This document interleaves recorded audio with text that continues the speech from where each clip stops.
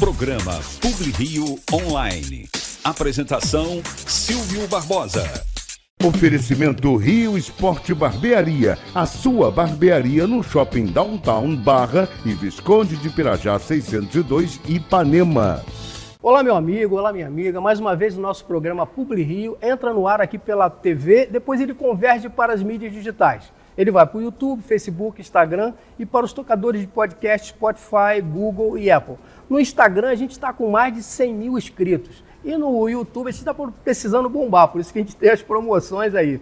No YouTube a gente só está com 10 mil pessoas inscritas. Então, se você quiser participar das promoções aqui do programa, é só entrar no nosso YouTube e deixar inscrito lá. Eu quero participar da promoção Confeitaria Colombo, eu quero participar da promoção corte de barba e cabelo e podologia e também as outras promoções do nosso programa. Bom, gente, hoje eu estou trazendo aqui uma personalidade do humor brasileiro. E para mim é muito orgulho estar trazendo um convidado assim, com esse humor mais irreverente, mais inteligente, que é o Marcelo Madureira. Tudo bem, Marcelo? Tudo bom, tudo bem, Silvio. Muito obrigado aqui pelo convite, me sinto muito honrado e ainda mais por esses seus elogios aí, totalmente descabido. Não, que isso. É bondade sua. Eu fiquei sabendo que você é egresso também da UFRJ, né? Sou engenheiro da UFRJ, da turma de 83, sou engenheiro de produção. É engraçado, eu fiz o UFRJ agora, fiz doutorado agora e estou fazendo pós-doc lá na COP UFRJ também. Sim. E o convidado anterior, que era o deputado Luiz Martins, lançou aqui no nosso programa uma Ajude a UFRJ, ou seja, ajude a Universidade UFRJ, que está basicamente em situações financeiras muito delicadas. Como é que você vê isso? Não, tem um programa de endowment, como se diz em inglês, que quer dizer doação.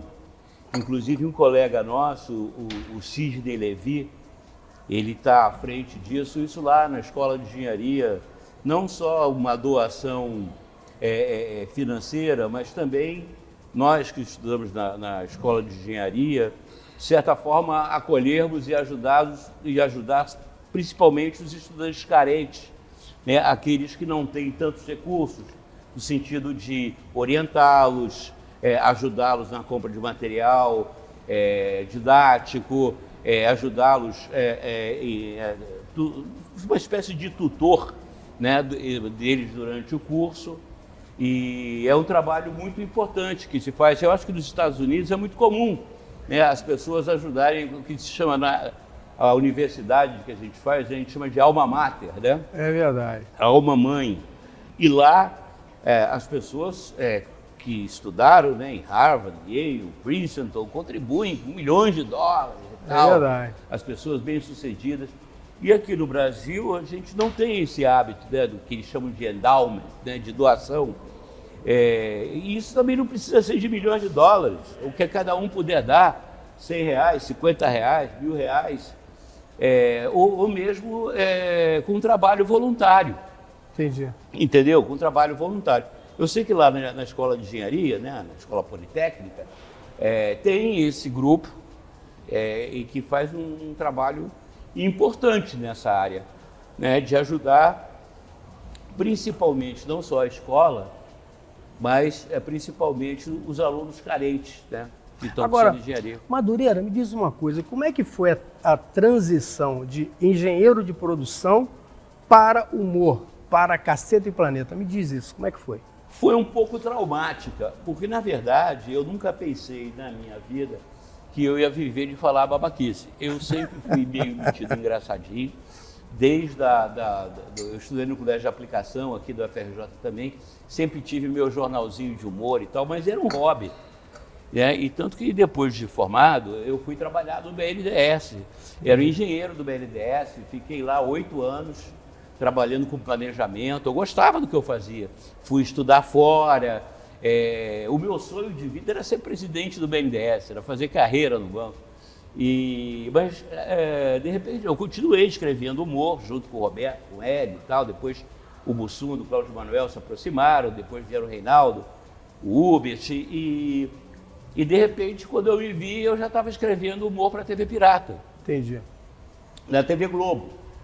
E depois que acabou a TV Pirata, nós inventamos o programa do Cacete Planeta.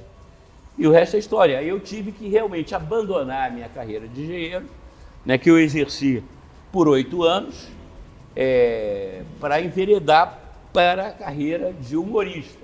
Aí aquilo que era meu hobby virou profissão, e aquilo que era profissão virou meu hobby, porque eu nunca me desliguei dos assuntos que me interessam, né, de planejamento, de gestão, macroeconomia. Eu sou um leitor ávido desses assuntos, participo de debates e tal. É um lado meio Batman, né? Eu tenho, né?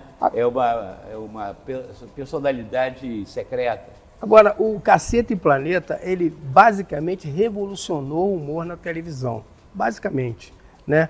Qual o momento assim do programa que ficou mais na tua cabeça, assim, que você acha que foi uma coisa assim que você, quando está em casa, você lembra daquele... Eu acho que não como tudo na vida, a arte também é um processo.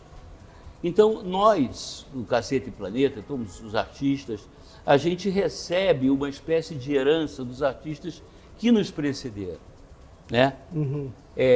Turma da Maré Mansa, aquela coisa toda. Turma da Maré Mansa, o rádio... Chico Anísio. Golias, aquilo tudo vai impregnando na gente, vai formando um certo caldo de cultura. A única diferença, talvez, é que a minha geração foi a primeira geração criada na frente da televisão. A geração anterior veio toda do rádio. É verdade. Que é o humor radiofônico. Antes veio até do circo. Do circo para o rádio e do rádio foi para a televisão. E nós fomos direto para a televisão, já conhecendo por intuição, de tanto assistir televisão, a gente aprendeu a linguagem da televisão e interpretou o humor do nosso tempo, né, já na linguagem de televisão. Entendi.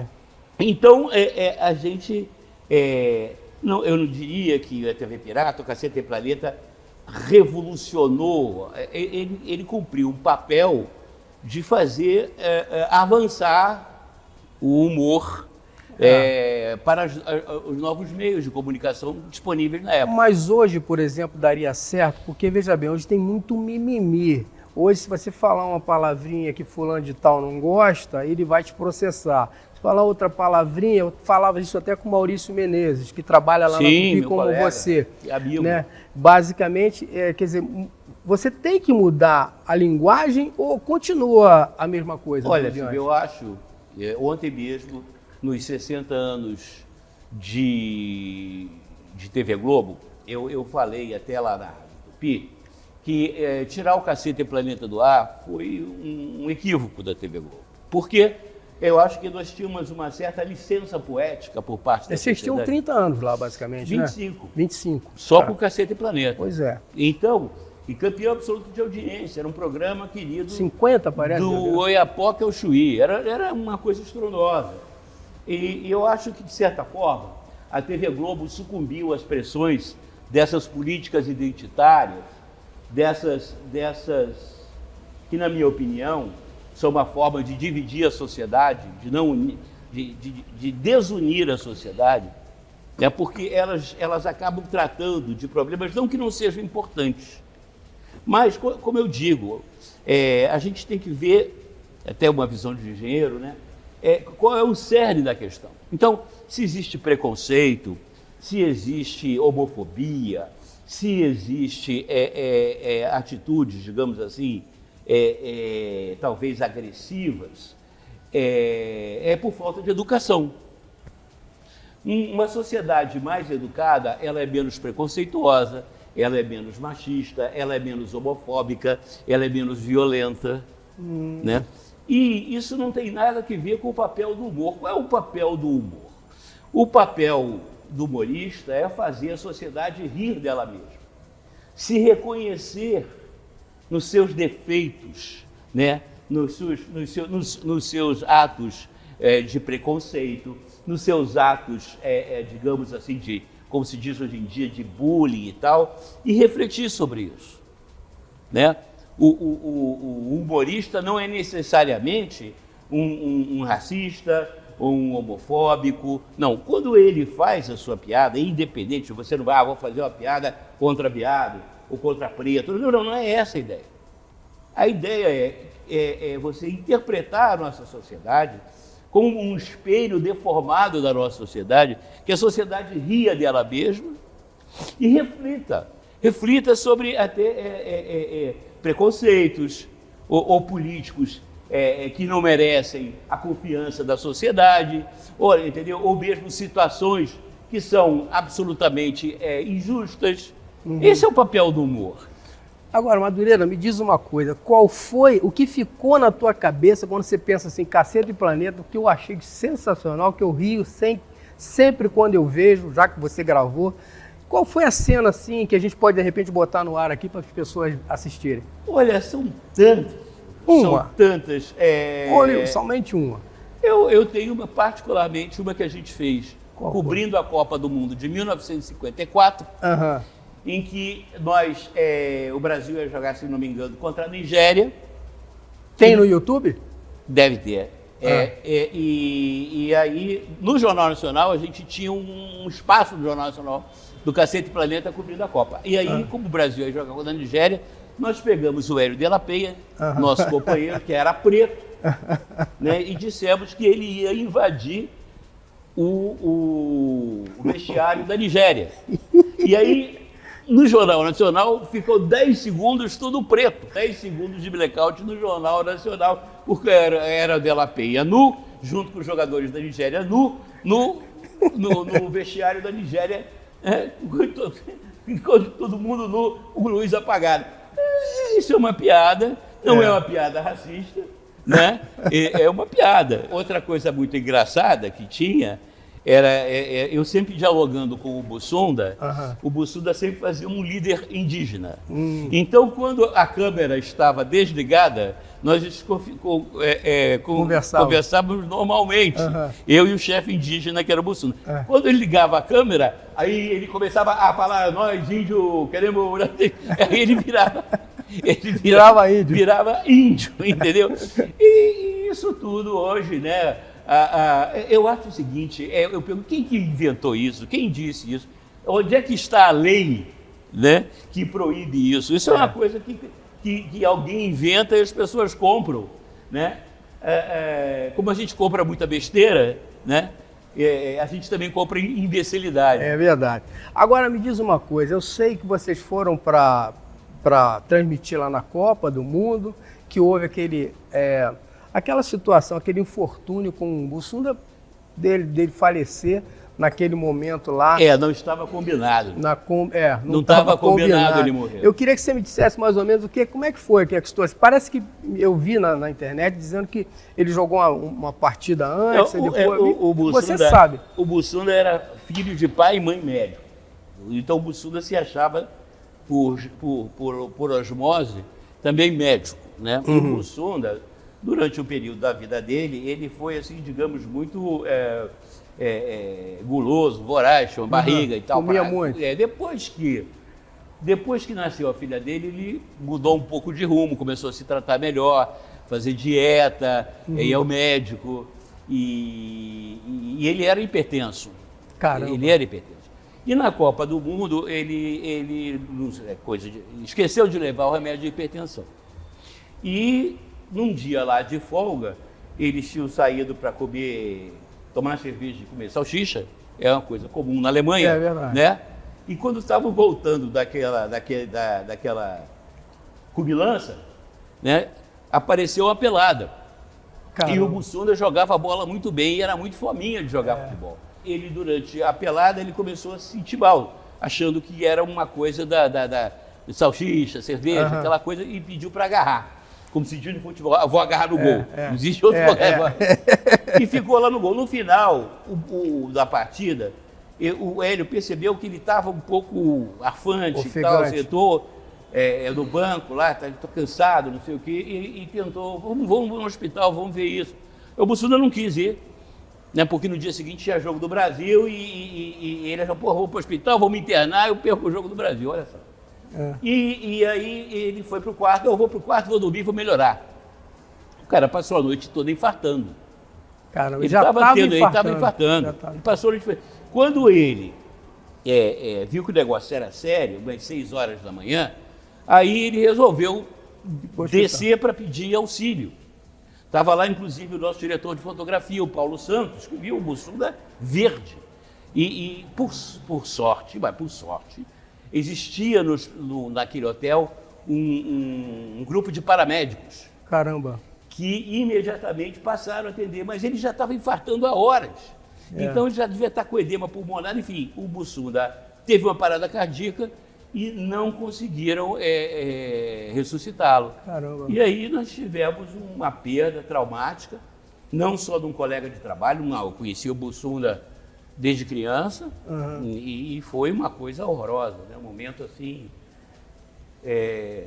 Se eu te falei dos momentos alegres e divertidos, que foram muito, mas esse foi um momento trágico, triste, doloroso, né, que a gente viveu. No entanto, nós continuamos a fazer o programa com os mesmos ou até maiores índices de audiência, né, não que o Bussunda não fizesse falta, mas a gente achava que era o nosso dever. É isso aí. Bom, minha gente, eu estou conversando aqui com o Marcelo Madureira, um dos componentes do Caceta e Planeta, faixa preta. Depois eu vou perguntar a ele se ele é faixa preta mesmo ou se é tarja preta, né? Porque, na verdade, pode ser tarja preta. Não, são os dois. De judô. São os dois. Vamos ao intervalo. Tarja preta e faixa preta. Vamos ao intervalo comercial, daqui a pouco a gente volta. Programa Publi Rio Online.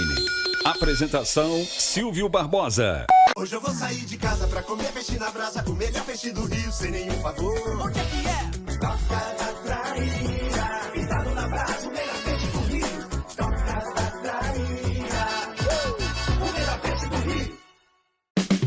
Estilo, cuidado e uma experiência única. Na Rio Esporte Barbearia, você encontra tudo para elevar seu visual. Do clássico ao contemporâneo, cortes precisos, barbas bem feitas, hidratação capilar e um atendimento diferenciado. E no Shopping Downtown temos também serviço de podologia, porque seu cuidado vai além do cabelo. 2 unidades prontas para te atender com qualidade e estilo. Rio Esporte Barbearia, o seu estilo começa aqui. Olá, meu amigo, olá, minha amiga. Mais uma promoção, que delícia! Dessa vez na Confeitaria Colombo. É um café duplo para você e para o seu amor. Você vai curtir torradas Petrópolis, croissant, mini baguete, bolo, queijinhos, presunto. Você vai escolher tomar café, um chocolate ou um chá. Manteiguinhas, geleias, pasta de queijo, biscoitinhos, 2 sucos de laranjas gostosos e ainda mais uma salada de fruta para terminar.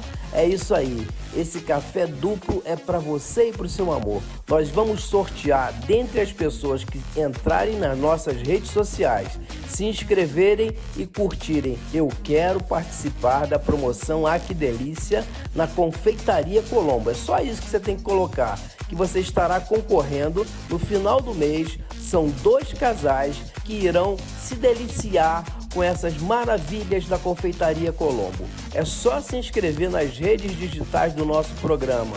Eu quero participar dessa promoção. Que delícia, tá bom? Aguardo você, hein? Se inscreva, vamos lá, vamos! Oportunidade imperdível no Recreio dos Bandeirantes. Treine com o Sensei Hugo Arrigoni, que com uma vida dedicada ao Karatê, tem sabedoria inestimável para compartilhar com as novas gerações. Além de habilidades de autodefesa, fortaleça mente e corpo. Perfeito para adultos, homens, mulheres e crianças. Aulas às segundas e quartas às 19 horas. Vagas limitadas. Descubra, evolua, inscreva-se agora.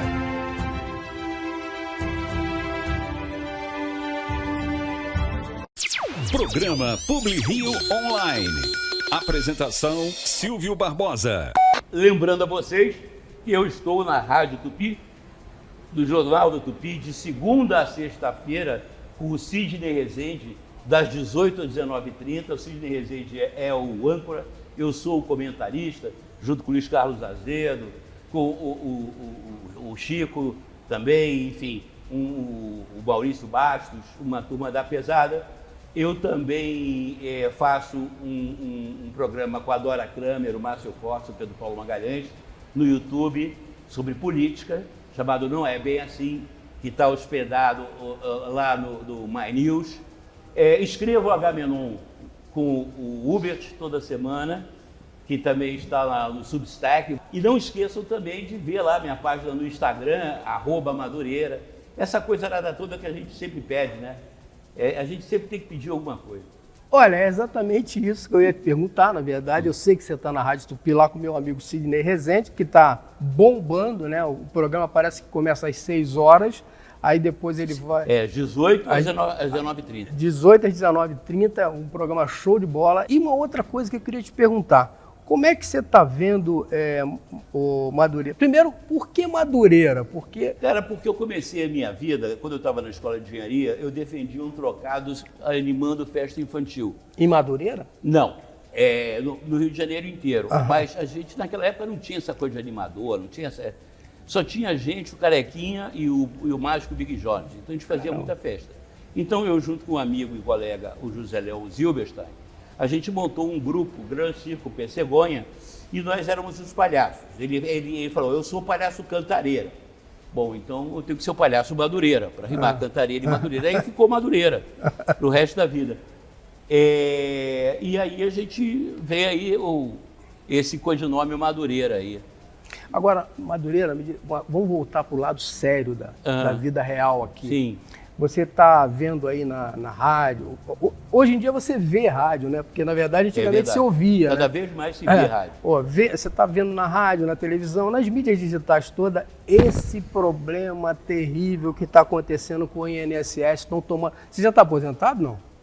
Estou. Pelo Instituto. Eu estou pelo Instituto. Você está vendo se tiraram uma grana lá tua? Não, pois é. Como é que você vê essa situação, Madureira? Olha, eu acho mais um absurdo que a gente cobre lá. A gente, na verdade, a gente faz o Jornal da Tupi. É aquele jornal que vai ao ar das 18 às 19h30, quando o pessoal está voltando para casa. E é um grande desafio, Silvio, porque a gente tem que atingir o público da classe E à classe A, da classe A à classe E, falar numa linguagem que as pessoas entendam e se interessem, né?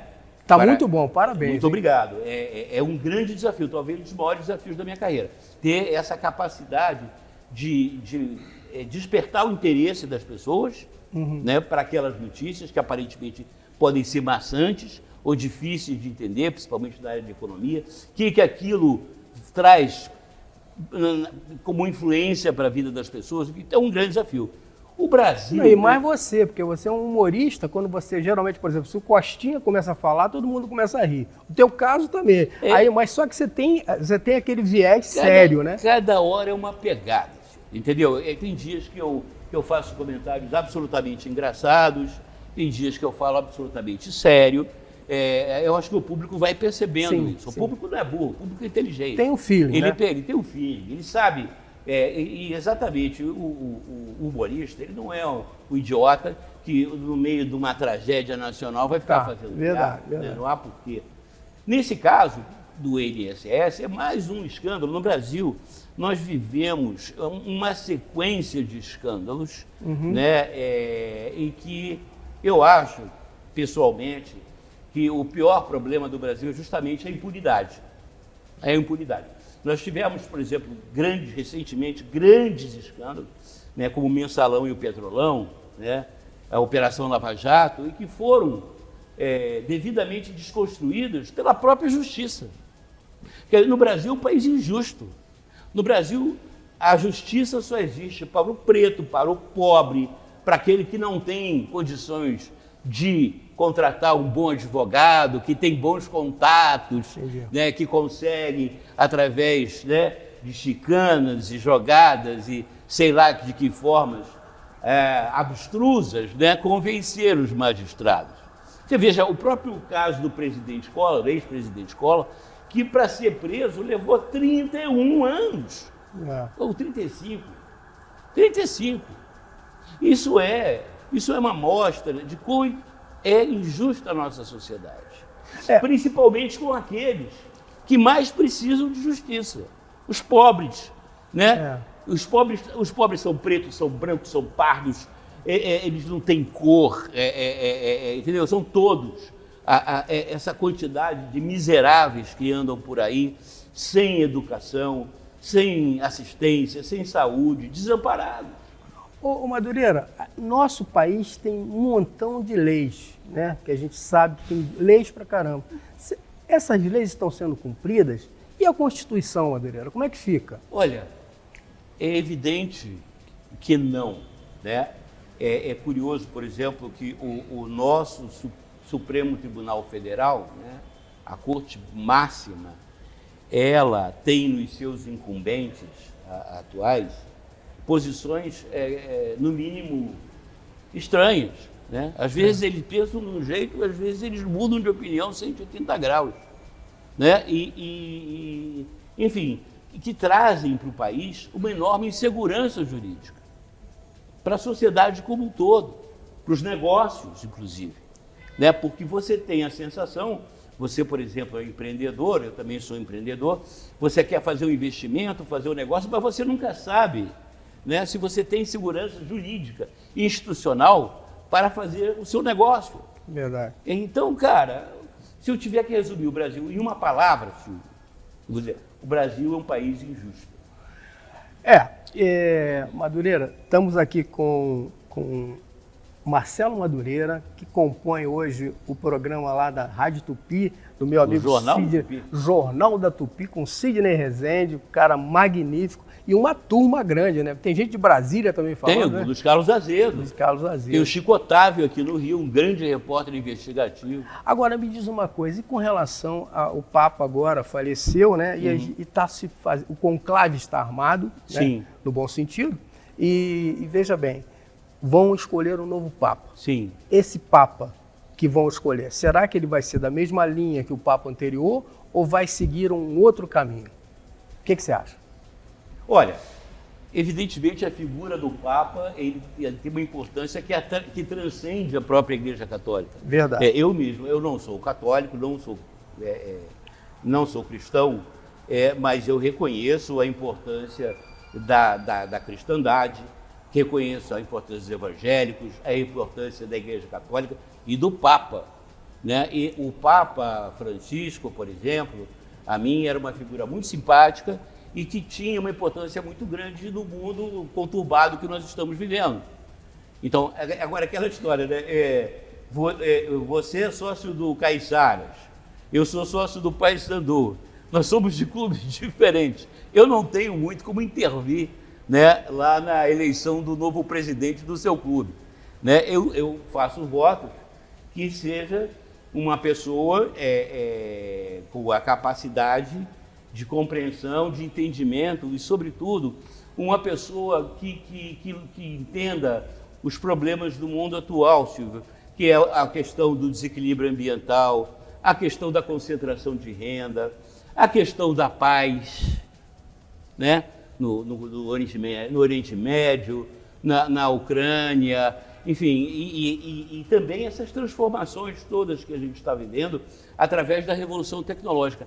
Hoje, você fazer parte do mundo é muito desafiante.